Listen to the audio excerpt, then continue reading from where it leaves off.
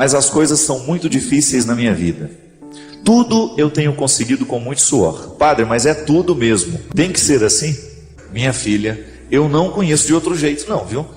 Na minha vida também tudo é difícil. Ninguém prometeu que seria fácil, não, minha filha. Se a gente quer resultado, nós temos que lutar. Não adianta, nada vai cair do céu.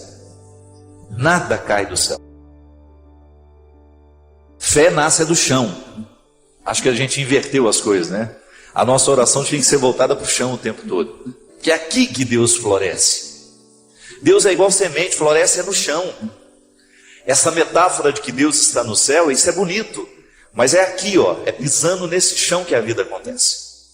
A força que Deus me dá, a força que Deus lhe dá, é para que a gente consiga plantar o jardim. Ninguém prometeu que nossa vida seria um jardim de flores, mas Deus prometeu a força para a gente plantar.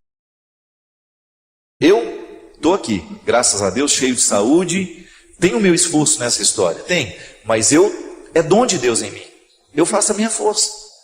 Quer passar no vestibular? Estuda. Não tem essa história, padre, reza para mim. Não vou rezar não. Se você não estudar, minha oração não serve para nada neste momento. Se você não estudar, você não adianta ficar sentado, ajoelhado diante do Santíssimo com o livro na cabeça. Ô Senhor, me ajuda a passar no vestibular. Faça primeiro a sua tarefa, depois você tem o direito de esperar pelo dom. Nós só temos o direito de esperar pelo impossível depois que fizermos tudo o que nos foi possível. Pode ser que você esteja prestando atenção demais no que é difícil, aí tudo fica mais difícil ainda. Gente, a vida sempre será determinada a partir do que a gente presta atenção. Se você tem diante de você um problema, você tem duas possibilidades. Ou você enxerga o problema, ou você já enxerga a solução. Tem gente que só enxerga o problema, aí dificilmente encontra a solução, porque fixa os olhos no problema e aí não tem olhos para encontrar a solução. E aí depende de como nós interpretamos a vida. Tem gente que adora dificuldade, tem gente que adora problema. E acaba se tornando uma fonte de problemas, porque não está disposto para soluções. Tem gente que não sabe viver sem um problema. Quando nós estamos diante de uma situação difícil, é muito natural que outras pessoas, tomadas por um espírito de porco, venham dizer, você não vai conseguir isso não vai dar certo não é? E sempre tem um assim. Eu não falei? Eu não sei não, estou achando que esse negócio vai dar certo não. Sempre tem um espírito de porco pronto para jogar uma frase destrutiva, que vai desanimar. Mas não. Se a gente não presta atenção nesses discursos, nós vamos extrair coragem dentro de nós de um jeito que a gente não sabia que tinha. E às vezes, tudo está tão difícil. Não é bem assim. É que nós olhamos tudo de maneira difícil. Não é que tudo está difícil, é que nós olhamos tudo de maneira difícil. Não pode ser assim. Nós precisamos ser um pouco mais otimistas. Dificuldade existe na vida de todo mundo. Elas estão por toda parte. Agora, a maneira como nós encaramos essas dificuldades é que vai fazer a diferença. São 5.000 pessoas para 5 vagas. Não fique preocupada, viu? 90% destes 5.000 que estão tentando essa vaga não estudou do jeito que você estudou. Se você verdadeiramente se prepara para as coisas, você já elimina boa parte dos concorrentes, porque a maioria é mais ou menos. A maioria está vivendo mais ou menos. A maioria está fazendo mais ou menos. São poucas as pessoas que verdadeiramente estão tomando a vida com responsabilidade do jeito que ela precisa. São poucos os jovens que na fase de 16, 17 anos estão levando o colégio a sério. São poucos os universitários que hoje estão cursando a faculdade com a disciplina que a profissão vai exigir um dia.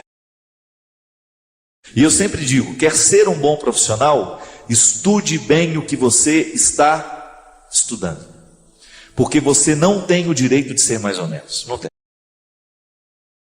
Ninguém está fora disso. Você aí na sua área, você precisa correr atrás da sua qualidade. Você que é médico, você que é dentista, você sabe o quanto você precisa se aperfeiçoar para você continuar de pé no mundo de hoje. Hoje nós estamos no tempo da competência e não é problema. Isso tem que nos motivar para a gente querer, reconhecendo, ainda que seja um mínimo dentro de nós. Nós merecemos cuidar desse mínimo, chegar a aperfeiçoar cada vez mais esse processo, a aumentar cada vez mais as nossas possibilidades. E aí, na hora que a gente esbarra na nossa fragilidade, a gente tem que aprender com ela. Ela não tem que nos desanimar. Mas muito mais que a qualidade profissional, antes dela, é a nossa qualidade humana. Muito mais que um bom médico, você precisa antes é ser um bom pai, ser um bom filho, ser um bom irmão. É isso que faz verdadeiramente a felicidade vir acomodar-se dentro de você. Não adianta você se realizar na sua profissão se você não se realiza como pessoa. E é disso que hoje nós estamos falando. É desse aperfeiçoamento humano. E na faculdade da vida a gente aprende o tempo todo. Não tem nenhum professor a nos ensinar a ser pai, a nos ensinar a ser irmão, não. É olhando nos olhos de quem a gente ama que a gente vai descobrir a medida certa, o aprendizado de cada dia, para que a gente possa ser um ser humano melhor no mundo de hoje. Chega de gente ruim, chega de gente incompetente como pessoa, chega de assassinos, chega de ladrões, chega de mentirosos. Vamos dar qualidade a esse mundo, a começar por você. Não importa de como você tenha vivido até o dia de hoje. A palavra de Deus para nós é sempre otimista. Deus continua vendo valores em você. Deus continua acreditando que o seu coração pode ser melhor. Deus continua acreditando que aí, nesse coração muitas vezes marcado pelos fracassos, existe uma vitória a que você pode chegar. Basta você não desistir. Derrame sobre nós a bênção do Deus Todo-Poderoso, Ele que é Pai, Filho e Espírito Santo. E ainda que a gente fique revoltado, que a gente fique chateado, e é natural que seja assim, porque nós somos precários, é natural que sentimentos mesquinhos também aconteçam no coração de pessoas boas, só não é natural que ele prevaleça. E tudo que nos é dado, um dia também nos é tirado pelo próprio movimento da vida. Não é porque Deus é cruel. Não, é porque é um movimento natural da vida. Porque as pessoas vão embora não é só quando morrem. Tem mãe que tem uma dificuldade muito grande quando o filho vai se casar, por exemplo. Quando um filho resolveu montar o próprio apartamento, ela cai de cama, deprimida, toma 3, 4 antidepressivos, só porque o menino foi embora. Não é assim, você conhece gente assim? Eu conheço assim um monte. Por quê? Estão com medo de viver a adaptação de um novo tempo, de olhar para aquela casa e ver que não tem todos mais aqueles filhos correndo para lá e para cá, mas que você pode descobrir dentro de você situações que você ainda não pôde viver porque a casa estava cheia de gente. Aí você começa a se beneficiar com a casa vazia. Não é tão ruim assim. Ah, padre, você fala isso porque não é com você, eu sei. Mas eu também experimento a minha solidão. Eu sei como é positiva essa solidão quando bem administrada. Às vezes a nossa visão prática é a maneira que nós temos de ser cruéis e justificados pelo bom senso. Não é assim? Não é assim que muitas vezes nós somos cruéis com o outro? Quando amparados no nosso bom senso, nós nos sentimos de ter o direito de ter uma visão prática. Pode observar na sua vida. Você pode até estar muito satisfeito com tudo que você alcançou, mas isso não é o suficiente para lhe manter em pé. Sua alma carece de mais conquistas. E não importa que você esteja com 80 anos, a gente nunca deixa de conquistar. Há sempre alguma coisa que mereça o nosso empenho. Ainda que possa parecer pequeno, é empenho. Vale a pena ir buscar. Ainda que eu já esteja no fim da minha vida, eu nunca quero deixar de buscar. Porque é essa busca que nos mantém vivos. Recruta dentro do seu coração a resposta que não nos vem facilmente. É a resposta que a própria vida vai nos dando. A gente não pode se iludir. Muitas perguntas que a gente faz ao outro, não é o outro que vai nos responder. É o próprio movimento da vida, minha gente. É a vida que nos responde. Quantas coisas eu quis que os outros me dissessem e os outros não eram capazes de me responder naquele momento, e eu fui me adaptando a não ter respostas e fui convivendo com a minha não resposta, e de repente tudo estava respondido dentro de mim sem que alguém abrisse a boca. Por quê? A minha resiliência, a minha capacidade de me adaptar àquela situação foi o instrumental, foi o trem por onde me chegou a resposta. A resposta viaja para chegar até nós. Qual é o trem, qual é o veículo por onde a resposta viaja? O próprio tempo. Espere o tempo de Deus para você, sabe? Espere essa dor se acomodar dentro do seu coração. Nós passamos tanto tempo rezando, às vezes nós passamos tanto tempo fazendo sacrifícios, jejuando, fazendo isso e aquilo, gestos religiosos, vamos à missa, vamos ao culto. Toda essa luta nossa religiosa para poder um dia ter o direito de dizer que nós já temos um coração que sente pelo menos alguma coisa do que Jesus sente. Todo o empenho da religião, do processo religioso em nós, é para nos dar condições de dizer isso. Hoje eu consigo sentir, ainda que seja só 10% do que Jesus foi capaz de sentir. Que era justamente a capacidade que ele tinha de se identificar com os imperfeitos, de amá-los, de não rejeitá-los, de querê-los por perto, de curá-los, de fazê-los amigos. Porque isso é que conta, minha gente. Não é o tanto de resposta que nós achamos, mas é a condição que a gente tem para prosseguir. A vida é assim. Não é fácil para você, não é fácil para mim, mas nós queremos prosseguir. Eu não quero ficar parado. Eu não quero ficar estacionado no meu processo humano. Eu quero ter condições de dar passos diariamente na direção desse futuro que me espera. Eu quero prosseguir. Eu quero avançar. Eu quero me superar diariamente. Eu quero saber um pouco mais do que já sei.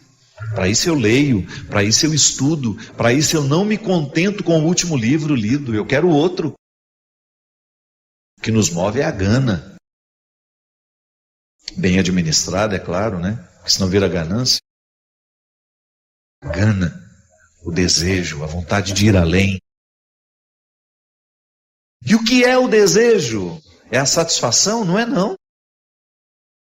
O desejo não é a satisfação, o desejo é a ausência. O que me move não é o que eu tenho, o que me move é o que eu não tenho. E isso é fantástico. O que nos move como pessoas não é o que nós já alcançamos, é o que ainda não temos que nos move.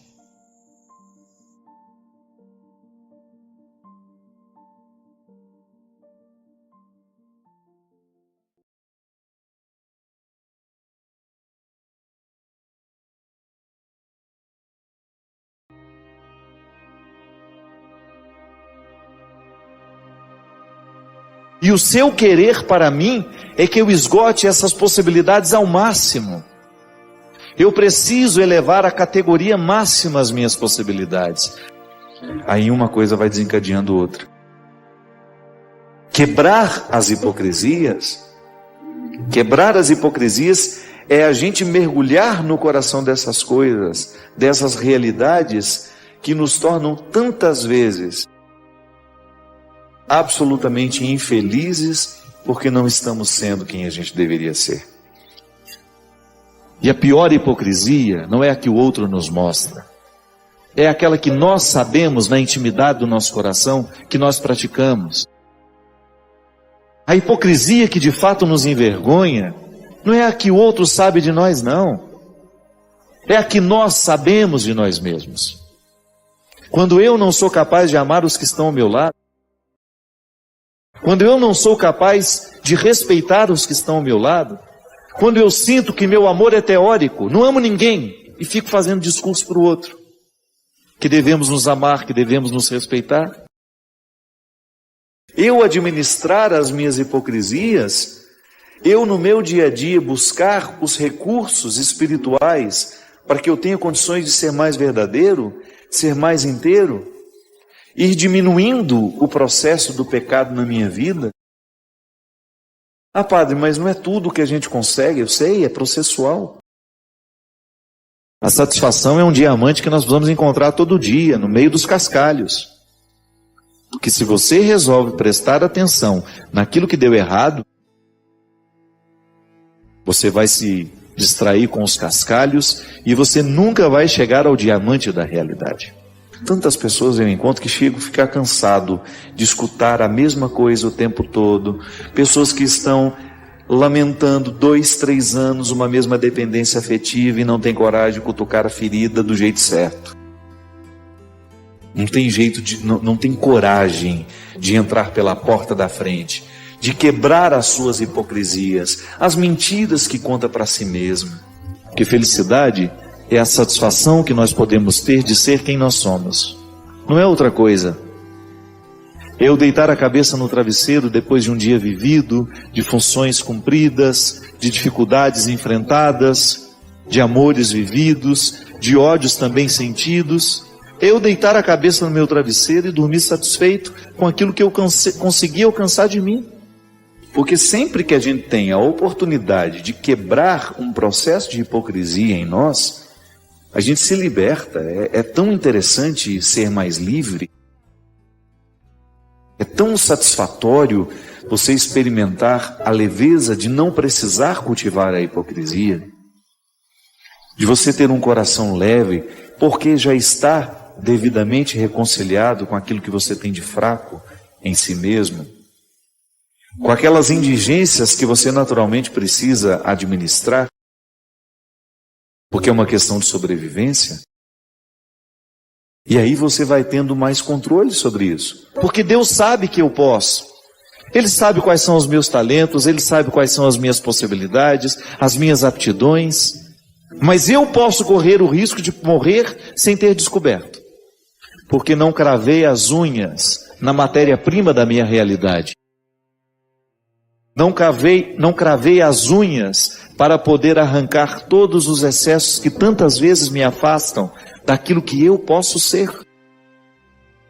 E muitas vezes me limito a ser um ser amargurado, mais ou menos, derrubado.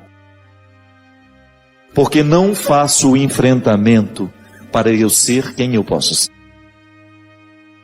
Deixar de acreditar naquilo que você pode. Quando você deixa de acreditar naquilo que você pode alcançar de você mesmo, você está decretando a sua sentença de morte. Quando você se deixa levar por aquilo que é mais mesquinho em você, você decreta a sua sentença de morte. E não basta estar no meio dos outros. É preciso estar com os outros. Mas a gente só pode estar com os outros quando a gente conseguiu harmonizar no mais íntimo do nosso coração a nossa identidade, a nossa luta pessoal, o nosso autoconhecimento, ir adiante, desbravando tudo aquilo que nós podemos desbravar de nós mesmos. É impressionante, às vezes nós falamos de desapego material, né? O desapego material é apenas uma consequência do desapego espiritual, que só a espiritualidade nos ajuda a viver. Retirar uma roupa de um guarda-roupa que está sobrando e doar, requer um movimento anterior, que é retirar os entulhos que nós temos dentro de nós. Sabe qual é o entulho? A gente achar que aquelas roupas nos protegem, que elas nos fazem melhor, mais bonito, mais isso, mais aquilo. A gente não ter coragem de perder, de abrir mão, são os entulhos. Aquela pessoa que quer ser eternamente famosa, eternamente reconhecida, a custo da própria vida, da própria saúde. Não tem coragem de estabelecer não. Não tem coragem de estabelecer limites a realidades que estão sendo absolutamente fragilizadoras. Por quê? Porque quer ficar sempre no topo. A vida não será perfeita. Então eu não tenho o direito de projetar a minha felicidade somente para quando tudo estiver perfeito. Não, a gente vai morrer e isso não será possível. A felicidade é um projeto que carece diariamente de empenho. Porque senão não dá certo. A gente não chega lá. Também faz parte da maturidade você chegar à conclusão de que você não tem que dizer tudo sobre tudo. Que você tem o direito de se reservar ao silêncio, de não emitir opiniões, de permanecer calado, né, até que você saiba ou tenha condições de falar alguma coisa. Agora, você precisa enfrentar os seus problemas, eu não posso enfrentá-los por você. Eu preciso enfrentar os meus problemas. Eu tenho lá, na estrutura da minha vida, os problemas que são próprios da minha vida, que são próprios do meu ser, da estrutura que me cerca. E preciso administrar diariamente tudo isso para que eu tenha o direito de extrair a satisfação de ser quem eu sou. Um médico, por exemplo, ele tem os problemas que são próprios da profissão dele. E ele consegue ser feliz mesmo tendo todas as dificuldades ali. Por quê? Porque ele enfia as unhas na realidade e vai lá buscar o motivo da sua satisfação. Mas é assim que a gente vai, muitas vezes, endurecendo o nosso coração. Quando você percebendo que o mundo não tem sido generoso com você, você deixa de ser generoso com o mundo. Não adianta, minha gente. Se a gente não quebra a couraça das hipocrisias, das mentiras que nos alimentam, nós nunca chegaremos à verdade que nos salvará. Se a gente insiste em manter essas aparências mentirosas, alimentando falsos conflitos, dando respostas a nós mesmos que já não nos respondem há anos, só para tentar nos justificar diante dos outros, ou para ficar parecendo mais bonitinho, mais inteligente, mais equilibrado, quando na verdade lá dentro nós estamos num poço de necessidade, de conflito. Tudo isso porque a gente não tem coragem de olhar de frente o fantasma que nos assombra. A gente se diz irmão do outro, mas mete o pau toda vez que tem a oportunidade. A gente é todo bonitinho no nosso discurso que a gente faz para os outros, mas lá, na nossa intimidade, nós somos as pessoas mais difíceis de conviver. Parecemos bonitinhos, fazemos todos os dias uma exortação à caridade, ao amor fraterno, à paz mundial, mas lá dentro da nossa casa, somos insuportáveis aos nossos irmãos, somos insuportáveis àqueles que convivem conosco. E às vezes, o contexto das nossas hipocrisias escondem as situações em que a gente está se perdendo de nós mesmos.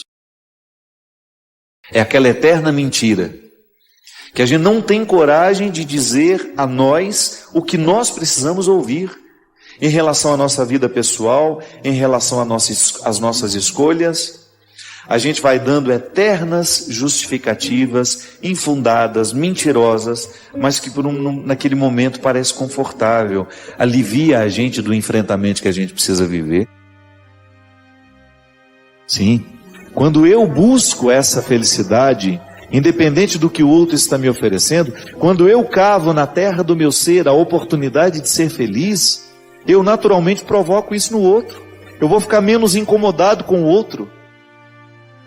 Porque muitas vezes eu fico numa insistência na mudança do outro, mas não faço aquilo que me cabe para que o outro mude a partir de mim.